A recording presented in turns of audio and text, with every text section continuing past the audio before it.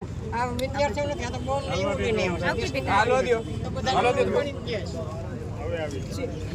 સાથે પદ્મિનીબા વાડા જોડાયા છે. હમણાં એમને જે ડિટેઇન કરવામાં આવ્યા હતા. પદ્મિનીબા, આખું ગુજરાત લાઈવ તમને જોઈ રહી છે. અત્યારે ગુજરાતનો અવાજમાં લાઈવ ચાલુ છે અને આખું ગુજરાત તમને લાઈવ જોઈ રહ્યું છે. શું કહેશો? એક ન્યાય માટે કે સ્ટુડન્ટ જે આપણી યુવા પેઢી છે, જો એના માટે પણ જો આવી રીતના લાકડી ધોકા જેમ આતંકવાદીની જેમ માર્યા છે, તો મારા સ્ટુડન્ટ છે, મારા દેશના નાગરિક છે અને અમે યુવા વર્ગની સાથે છીએ. અને સ્ટુડન્ટો, તમે તમારા ન્યાય માટે લાસ્ટ સુધી લડશો, અમે જીવ દઈ દેશું તમારી માટે. પણ આજે જો આપણા સ્ટુડન્ટને આપણા દેશમાં ન્યાય નથી મળતો તો સરકાર પાસેથી શું આશા રાખીએ? મોદી સાહેબ, આપને કહેવા માંગુ છું મીડિયાના માધ્યમ દ્વારા કે આપને દેશ મૂકીને ન જવું પડે એટલું ધ્યાન રાખજો. કેમ કે આજનું યુવા પેઢી જાગી ગયું છે. આજે જેના બાળકોએ સુસાઇડ કર્યા છે, આજે એના મા બાપ ઉપર શું વીત્યા છે એ આપણે ધ્યાનમાં નથી લેવું. આપની સત્તાની આપણે બસ આપણી સત્તા જોઈએ છે, ખુરશી કોઈને મૂકવી નથી.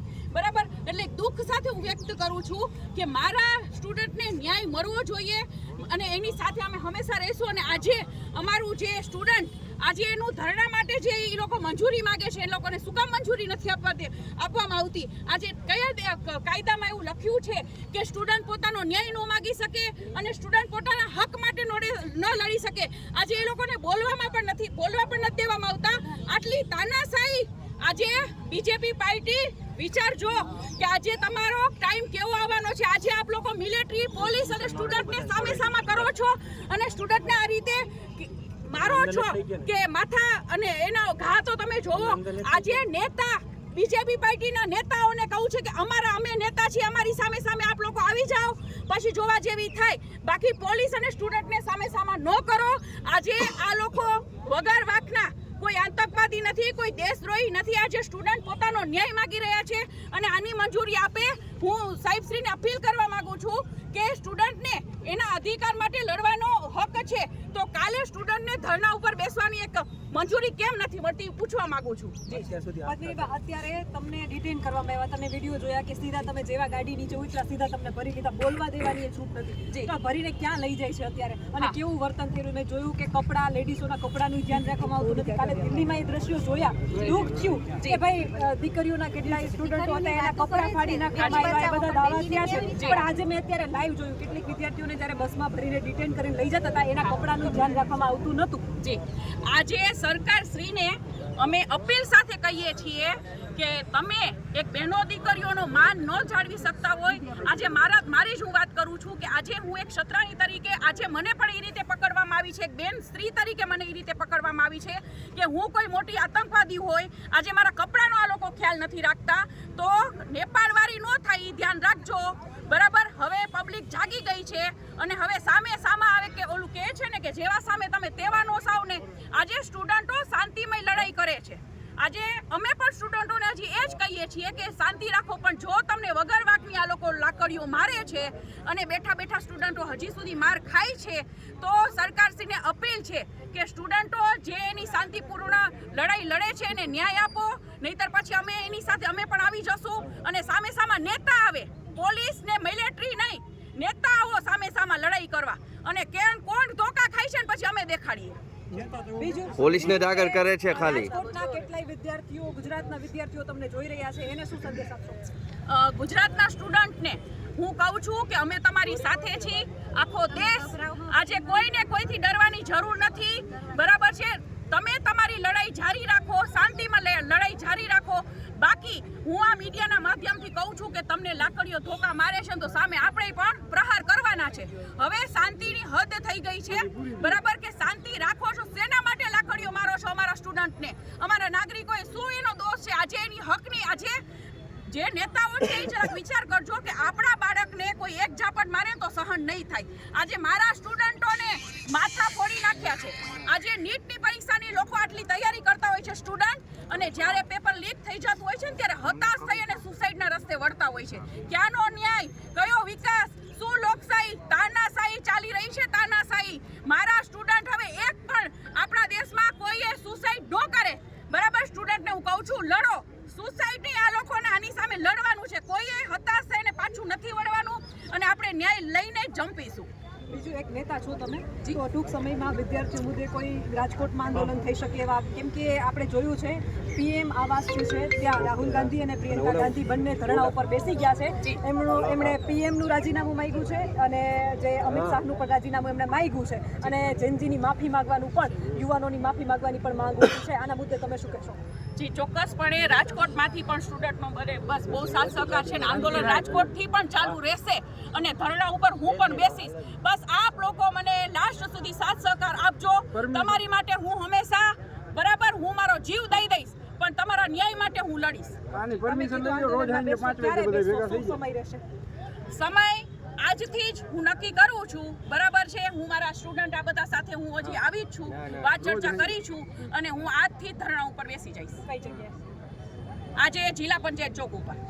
અને પરમિશન પરમિશન આ લોકો નથી આપતા. એના માટે જ અમે 2 કલાકથી મારા સ્ટુડન્ટ 2 કલાકથી આ લોકો પરમિશન માટે આ લોકો 2 દિવસથી આ લોકો પરમિશન અમને શું કામ નથી આપતા બરાબર છે. અને 3 દિવસથી સ્ટુડન્ટ તો અમે કેવી રીતે વિરોધ કરી શકીએ? પોલીસ ઉતારવી પડે.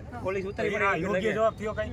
ડીસીપી સાહેબ એવો જવાબ આપ્યો અત્યારે કે અમે સ્ટુડન્ટ માટે અધિકારી રાકેશ દેસાઈ સ્ટુડન્ટ ક્રિમિનલ થોડા છે કોઈ? તમારા માટે અમારે આવવું પડે એ અમને નહીં પોસાય. આ કઈ યોગ્ય જવાબ થયો? ટ્રાફિક થાય અમારે સંભાળવું પડે. અત્યારે પરિસ્થિતિ આવી છે ઉપર થોડા કરીએ છીએ આજે અત્યારે બધા સીપી ઓફિસે જઈએ જવાબ દેતા અને નથી. સાઈડ ચોખ્ખું લખેલું ના પાડી. 2 દિવસ ટ્રાફિકની ચિંતા છે, સુસાઇડ કરે એની ચિંતા છે જ નહીં. અરે વિદ્યાર્થીઓ માટે કોઈ ટ્રાફિકની જવાબદારી ચિંતા છે કે લેવા તૈયાર ટ્રાફિક નથી. નો થાય. આ જે વસ્તુથી- સુસાઇડ કરે છે, હું એક મારા દીકરાનો બાપ છું, મને મારા દીકરાની ચિંતા છે. હું એના માટે આવ્યો છું કે કાલ સવારે ઈ નીટની પરીક્ષા માટે ઈ પ્રિપેરેશન કરે અને ઈ લીક થાય તો ઈ સુસાઇડ કરશે. હું એને બચાવવા માટે આવ્યો છું. પણ બધા છે ને એને બચાવવા માટે જ આવ્યા છે. આ દેશને બચાવવાની વાત છે. આ કોઈ પાર્ટીને કે એના વિરોધમાં નથી. આપણે એજ્યુકેશનને જે ન્યાય મળે ને એટલા માટે બધા આપણે મહેનત કરીએ છીએ. બીજું કે અવાજ ઉઠાવે એને સીધા દેશદ્રોહી જાહેર કરી દેવામાં હા, આવે એ તો બહુ- તમે કોઈ પાર્ટી સાથે જોડાયેલા છો? હું કોઈ પાર્ટી સાથે જોડાયેલો નથી અને મારે કોઈ દિવસ કોઈ સાથે જોડાવું નથી. જો પાર્ટીના નેતા આવું જ કરતા હોય તો આપણે ક્યારેય પોલિટિક્સમાં આવું નથી. પણ જે અધિકાર છે એ અધિકાર તો માંગવો જ જોઈએ ને આપણે. બરાબર છે. એ અધિકાર માંગવાનો આપણને અધિકાર નથી અહીંયા. લાઈવમાં ગુજરાતના અવાજના માધ્યમથી અત્યારે હું તમને રાજકોટથી સીધું લાઈવ બતાવી રહી છું. લાઈવ પ્રસારણ આપણું ચાલી રહ્યું છે અને દિલ્હીમાં જે સ્થિતિ થઈ છે જે આખું હવે ગુજરાત ભારતના ખૂણે ખૂણેથી અવાજ ઉઠી રહ્યો છે અને પ્રિયંકા ગાંધી અને રાહુલ ગાંધી જે છે એ પીએમ આવાસની બહાર જે છે એમણે ધરણા શરૂ કરી દીધા છે, આંદોલન શરૂ કર્યું છે અને એમની માંગ છે કે પીએમ મોદી જે છે રાજીનામું આપે, અમિત શાહ રાજીનામું આપે અને યુવાનોની માફી સંજય કાકડિયા મારું નામ છે. આના વિશે તમારું શું કહેવું છે? તમારા મંતવ્ય મને કમેન્ટ કરીને જણાવજો અને ખાસ આપણી સાથે વધારે જે છે સંજયભાઈ જોડાયા છે, આપણે એમની સાથે વાતચીત કરીશું. સંજયભાઈ, ગઈકાલે 2 દિવસ પહેલા પણ તમે અહીંયા એ આંદોલનને લઈને ધરણા ઉપર બેઠા હતા અને તમને સીધા ડિટેન કરી લેવામાં આવ્યા. એ સ્થિતિ આપી શું હતી પેલા તો એ જણાવો. અમે લોકોએ રાત્રે સીપી ઓફિસમાં મેલ નાખી દીધો હતો. ખરેખર અમે લોકોને એને અલ્ટિમેટ આપી દીધું હતું. અલ્ટિમેટનો મતલબ થાય પોલીસને અમને પ્રોટેક્શન દેવાનું. પરંતુ કારણ કે આઝાદ ભારતની અંદર મદ્રાસ હાઈકોર્ટે પણ કીધું છે 2 દિવસ પહેલા કે અનશન ઉપર બેહવું તેમજ કોઈ પણ સરકારની ગલત નીતિઓનો વિરોધ કરવો એ દરેક નાગરિકનો અધિકાર છે. અમે અલ્ટિમેટ આપ્યા છતાં અમને અહીંથી સવારે 9 વાગે અમે અનશન ઉપર બેઠા હતા. 12:30 લઈ ગઈ પોલીસ અમને અને રાત્રે 8:30 વાગ્યા સુધી બેસાડી રાખ્યા અને અમને કીધું તમે કે પરમિશન માગી એ ઓનલાઈન માગી હતી. આ રહી મારી પણ ઓનલાઈન એની પરમિશન તમે જોઈ શકો છો. તમે કીધું સાહેબ તો તમે ક્યાં માગવી તો ઓફલાઈન માગો. આ રહી એની ઓફલાઈન પરમિશન. પરંતુ આ સરકાર ઓનલાઈન સિસ્ટમ રાખવી શું માટે જોઈએ? ડિજિટલ ઇન્ડિયા છે તો ડિજિટલ ઇન્ડિયાનો કાંઈક તો યુઝ હોય તો એક જીમેલથી એફઆઈઆર થઈ શકતી હોય તો જીમેલથી શા માટે તમે પરમિશન નથી દેતા? હાલો અમને નહોતી ખબર, તમે કે ઓફલાઈન આપો. હવે ઓફલાઈન પરમિશન માગી તો ઓફલાઈન પરમિશન નથી દેતી. એટલે આ રાજકોટ પોલીસ છે ને ટ્રેકને કાંઈક રાજકોટના નાગરિકોનો, રાજકોટની એક ક્રાંતિકારી એક યુવાનોનો અવાજ દબાવવાનું કામ કરી રહી છે. પણ રાજકોટના તમારા માધ્યમથી કહી દઉં છું, રાજકોટના યુવાનોને તમે જેટલા દબાવશો એટલા જ ક્રાંતિકારી બનવાના છે. કારણ કે ગલત નીતિ થતી હોય ના ખુલ્લે આમ વિરોધ કરવો એ એક દરેક નાગરિકનો અધિકાર છે અને અધિકાર રાજકોટ પોલીસ અમારી પાસે નહીં છીનવી શકે. આજે નહીં છીનવી શકે અને કાલે નહીં શીખવે. જેવી રીતે અમને 8 કલાક બેસાડી રાખે છે એવી રીતે કદાચ 16 કલાક અમને બેસાડશે તો અમે અમારા અધિકાર લઈને રહેશું. અને શિક્ષાનો અધિકાર છે એ દરેક નાગરિકનો હક છે. જિંદાબાદ! जो हमसे टकराएगा मिट्टी में मिल जाएगा, जो हमसे टकराएगा मिट्टी में मिल जाएगा.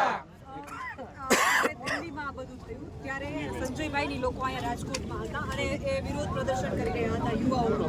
એમને ડિટેન કરવામાં આવ્યા અને એમની સાથે જે વર્તન પોલીસ સ્ટેશનમાં સેવું વર્તન થયું ક્યાંક ને ક્યાંક અવાજ ન ઉઠે એના માટે ગેરવર્તન થયું છે. જ્યાં સુધી મને જાણ થઈ છે ત્યાં સુધી પોલીસ સ્ટેશનમાં કેવું વર્તન થયું? અહીંથી અમને 12:30 વાગે લઈ ગયા અને 8:30 વાગે સુધી અમારી સાથે આઈબી ઓફિસર બેસાડો. કેમ અમે આતંકવાદી હોય? અમને પ્રશ્ન એવો કે તમને કોણ ફંડિંગ કરે છે, તમે સીજીપી સાથે કેટલા ટાઈમથી જોડાયેલા છો, તમને કોણ આપણે રૂપિયા આપી રહ્યા છે, તમને આવો આઈડિયો ક્યાંથી આવે છે, શું અમારે અમારા દેશ માટે કંઈ કરવું નહીં? આજે કોઈ પણ તમે વિચાર કરો કે નીટના પેપર લીક થાય છે, અલગ અલગ એક્ઝામોના પેપર લીક થાય છે, તો બોગસ ડોક્ટરો આવશે, બોગસ એન્જિનિયરો આવશે, તો આના માટે જવાબદાર કોણ છે? આ સરકાર જ છે. અમને ત્યાં 8 કલાક